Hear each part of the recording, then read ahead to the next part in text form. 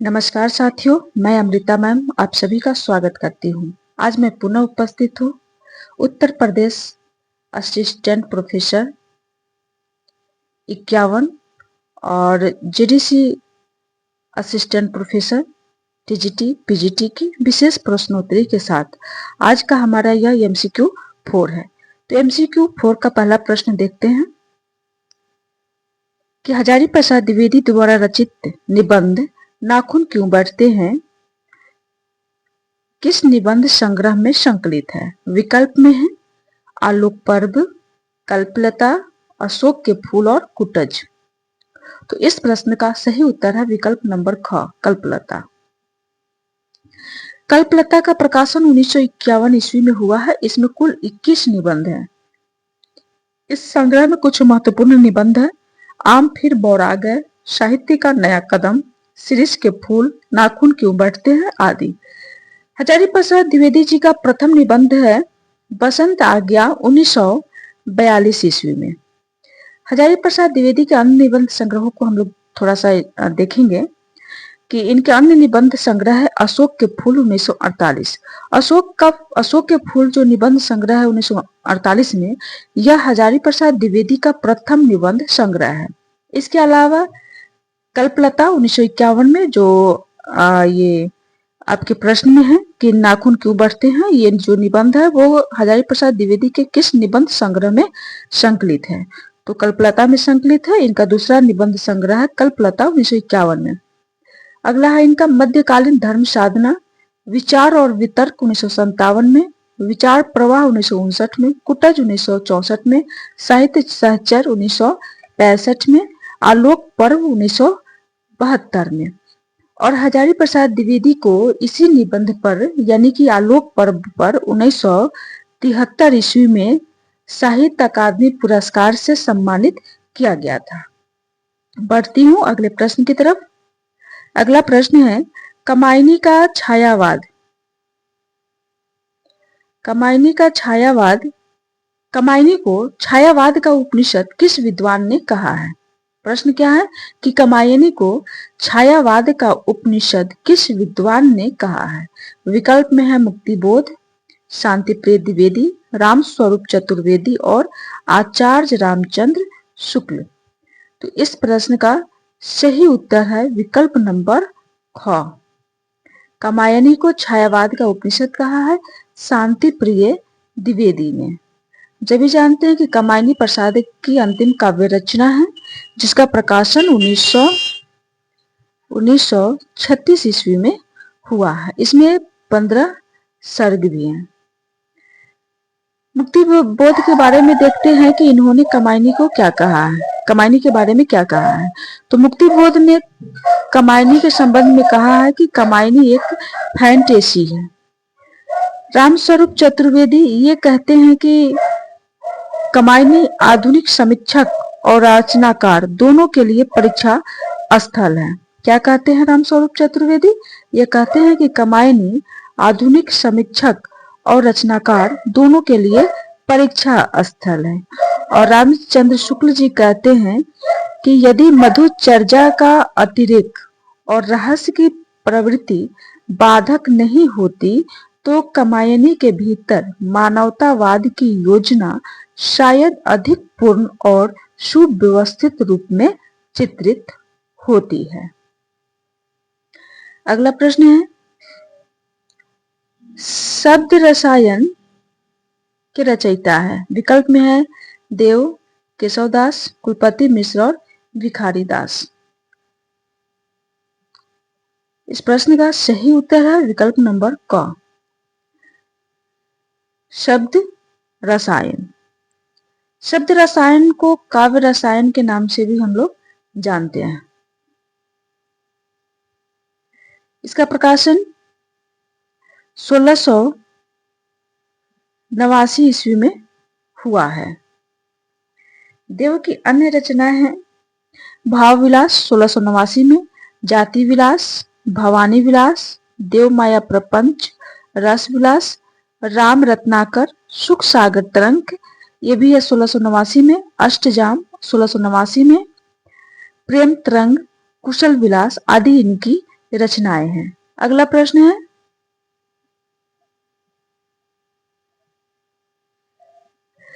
हरि रस प्रिया जानिए जे कबहू न जाए खुमार, मैं मनता घुमत फिरई नाही तन की सार। इन पंक्तियों के रचनाकार हैं, विकल्प में है कबीरदास, नामदेव, जायसी और ज्ञानदेव। तो इस प्रश्न का सही उत्तर है विकल्प नंबर क। ऊपर जो पंक्तियां दी गई है कि हरि रस पिया जानिए जे कबहू न जाए खुमार, मैं मनता घुमत फिरई नाही तन की सार। इन पंक्तियों के रचनाकार हैं कबीरदास। इस प्रश्न का सही विकल्प क्या है? विकल्प नंबर क, कबीरदास सही उत्तर है। अगला प्रश्न है, जनता पत्र के संपादक है। विकल्प में है राजा राम मोहन राय, महात्मा गांधी, डॉक्टर भीमराव अंबेडकर और जयप्रकाश नारायण। तो इस प्रश्न का सही उत्तर है जनता जो पत्र है, जिसका प्रकाशन 1929 ईस्वी में हुआ है, इस पत्र के संपादक है डॉक्टर भीमराव अंबेडकर। इसलिए इस प्रश्न का सही उत्तर है विकल्प नंबर ग, यानी डॉक्टर भीमराव अंबेडकर। इनके द्वारा अन्य संपादित पत्रिकाएं हैं, जैसे मुकनायक 1920 में, समता 1924 में, प्रबुद्ध भारत 1955 में। ये सभी पत्रिकाएं के संपादक है डॉक्टर भीमराव अंबेडकर। अगला प्रश्न है, पांडिया साल सत्य बखारई देहई बुद्ध वसंत न जारई। सरहप्पा की इन पंक्तियों का उल्लेख किस रचना में मिलता है? विकल्प में है हिंदी नवरत्न, हिंदी काव्यधारा, भारतेश्वर बाहुबली रास और भक्तमाल। तो सरहप्पा की ये जो पंक्तियां है, इन पंक्तियों का उल्लेख हुआ है भक्तमाल में। इस प्रश्न का सही उत्तर है विकल्प नंबर घ। पंडिया साल सत्य बखारई देहि बुध वसंत न जारई। सरहप्पा इन पंक्तियों के माध्यम से कहते हैं कि पंडित सभी शास्त्रों की व्याख्या तो करता है, किंतु अपने ही शरीर में स्थित आत्मा को, बुद्ध को नहीं पहचानता। और इसकी चर्चा, इसका उल्लेख, इन पंक्तियों का उल्लेख नाभादासकृत भक्तमाल में किया गया है। अगला प्रश्न है, हिंदी काव्यधारा पुस्तक के लेखक हैं। विकल्प में है महापंडित राहुल सांकृत्यायन, हजारी प्रसाद द्विवेदी, रामचंद्र शुक्ल और गणपति चंद्र गुप्त। तो हिंदी काव्यधारा पुस्तक के लेखक हैं महापंडित राहुल सांकृत्यायन। इस प्रश्न का सही उत्तर है विकल्प नंबर क।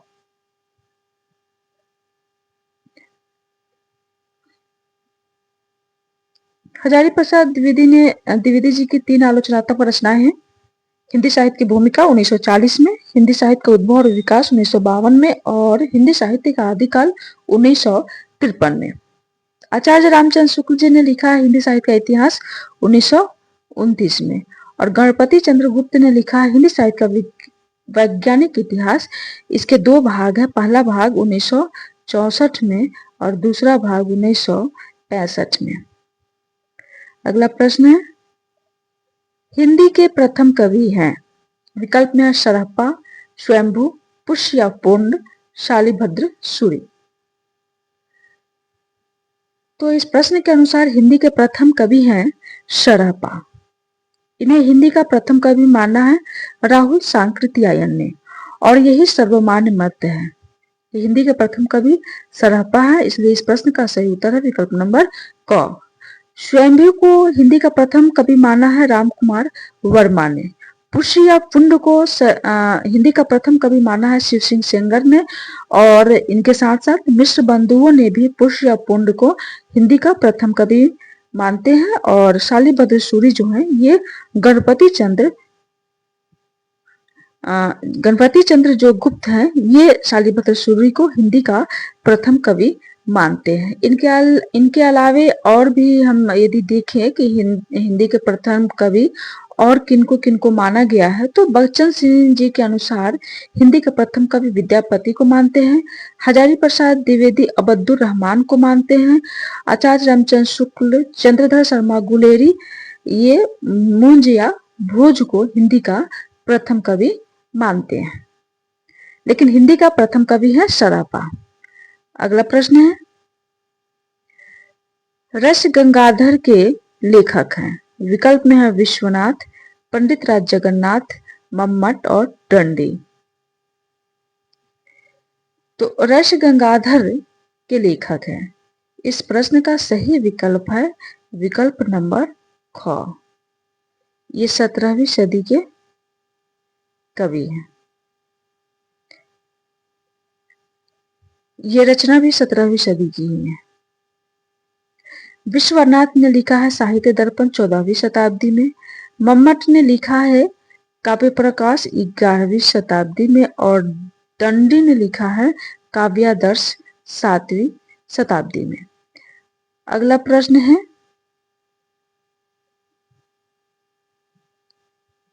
आवारा मसीहा जीवनी में अध्याय को किस नाम से संबोधित किया गया है? विकल्प में है पर्व, प्रकरण, परिच्छेद और समय। इस प्रश्न का सही उत्तर है विकल्प नंबर क। आवारा मसीहा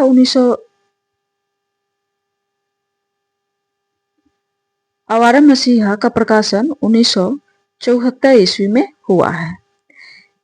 ये एक जीवनी है और इसमें शरत चंद्र चट्टोपाध्याय की जीवनी लिखी गई है और इसके लेखक है विष्णु प्रभाकर।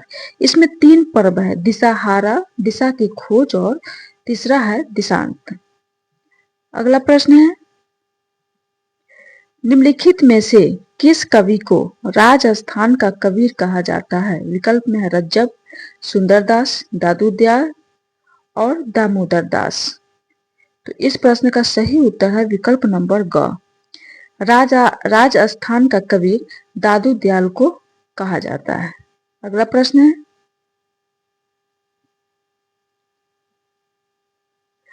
रस अमर है, वह काव्य का सबसे महत्वपूर्ण अंग भी है। जब तक काव्य रहेगा रस की सृष्टि निरंतर होती रहेगी। रस के संबंध में उपयुक्त कथन किस विद्वान का है?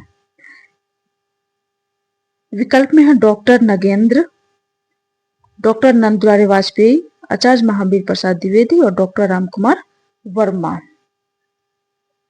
तो इस प्रश्न का सही उत्तर है विकल्प नंबर घ। रस के संबंध में उपयुक्त कथन डॉक्टर रामकुमार वर्मा का है। इस प्रश्न का सही उत्तर है विकल्प नंबर घ। अगला प्रश्न है, दोआब नामक आलोचनात्मक ग्रंथ के रचनाकार हैं। विकल्प में शमशेर बहादुर सिंह, डॉक्टर शिवदान सिंह चौहान, डॉक्टर नामवर सिंह और चौथा विकल्प है डॉक्टर नगेंद्र। इस प्रश्न का सही उत्तर है विकल्प नंबर क, शमशेर बहादुर सिंह। इस प्रश्न का सही उत्तर है विकल्प क। अगर हम इनकी अन्य आलोचनात्मक ग्रंथ देखें तो ये जो दोआब है, ये दोआब जो है ये 1947 ईस्वी में प्रकाशित हुई है। इनकी अन्य रचनाएं हैं शमशेर बहादुर सिंह की कुछ गद्य रचनाएं 1989 में, कुछ और गद्य रचनाएं 1992 में आदि इनकी रचनाएं हैं। अगला प्रश्न है,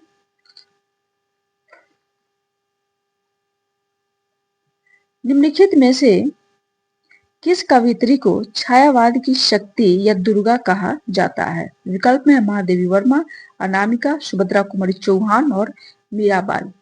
इस प्रश्न का सही उत्तर है विकल्प नंबर क,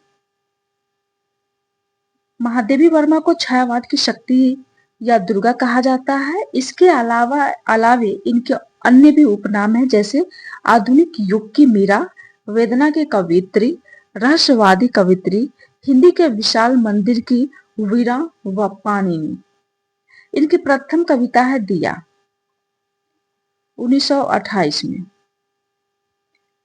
इनका प्रथम काव्य संग्रह है निहार 1930 में। ये जो महादेवी वर्मा है ये बौद्ध दर्शन से प्रभावित थी। अगला प्रश्न है, सीट नंबर 6 कहानी के कहानीकार है। विकल्प में है चित्रा मुदगल, ममता कालिया, अनामिका प्रभा खेतान। इस प्रश्न का सही उत्तर है विकल्प नंबर ख, ममता कालिया। इनकी अन्य कहानियां हैं छुटकारा 1969 में, और ये विकल्प में जो आया है सीट नंबर 6 ये 1978 ईस्वी की रचना है। एक अदद औरत 1979 में, प्रतिदिन 1983 में, उसका यौवन 1985 में, जांच अभी जारी है 1990 में, बोलने वाली औरत 2000 में, मुखौटा 2002 में, निर्मोही 2006 में, खुद किस्मत 2009 में, थोड़ा सा प्रगतिशील 2014 में, थिएटर रोड के कोय, 25 साल की लड़की आदि इनकी कहानी संग्रह है। अगला प्रश्न है, राग दरबारी उपन्यास का प्रकाशन वर्ष है। विकल्प में 1959, 1972, 1968 या 1971। तो इस प्रश्न का सही उत्तर है विकल्प नंबर ग 1968। राग दरबारी जो उपन्यास है इसका प्रकाशन 1968 ईस्वी में हुआ है और इसके रचनाकार है श्री लाल शुक्ल। यदि हम इनके अन्य उपन्यास देखें तो इनके उपन्यासों में सूनी घाटी का सूरज 1957 में, अज्ञातवास 1962 में, राग दरबारी 1968 में, और इसी राग दरबारी उपन्यास पर इन्हें 1969 में यानी कि प्रकाशन के 1 साल बाद इन्हें साहित्य अकादमी पुरस्कार से सम्मानित किया गया था। इसके अलावे है सीमाएं टूटती है 1973 में, मकान 1976 में, पहला पड़ाव 1976 में, विश्रामपुर का संत 1998 में। और ये जो विश्रामपुर का संत इनका उपन्यास है इसमें इस रचना पर, इस उपन्यास पर इनको 1999 ईस्वी में व्यास सम्मान से सम्मानित किया गया था। और यह जो राग दरबारी उपन्यास है यह रिपोर्टाज शैली में लिखा गया है। अगला प्रश्न है, अस्ति की पुकार हिमालय निबंध के रचनाकार हैं। विकल्प में सरदार पूर्ण सिंह, विद्यानिवास मिश्र, प्रताप नारायण मिश्र और रामचंद्र शुक्ल। इस प्रश्न का सही उत्तर है विकल्प नंबर ख, अस्ति की पुकार हिमालय जो निबंध है ये विद्यानिवास मिश्र जी का निबंध है, इसलिए इस प्रश्न का सही उत्तर है विकल्प नंबर ख। विद्यानिवास मिश्र का जीवन काल है 1926 से 2005। इनका जन्म गोरखपुर जिले के पकड़डीहा गांव में हुआ था। यह निबंध जो है इनके निबंध संग्रह वसंत आ गया पर कोई उत्कंठा नहीं में संकलित किया गया है। वसंत आ गया पर कोई उत्कंठा नहीं, यह जो रचना है 1972 ईस्वी में इसका प्रकाशन हुआ था। इनका अन्य निबंधों की बात करें तो ये जो विद्यानिवास मिश्र है इन्होंने बहुत सारे निबंधों की रचना की है।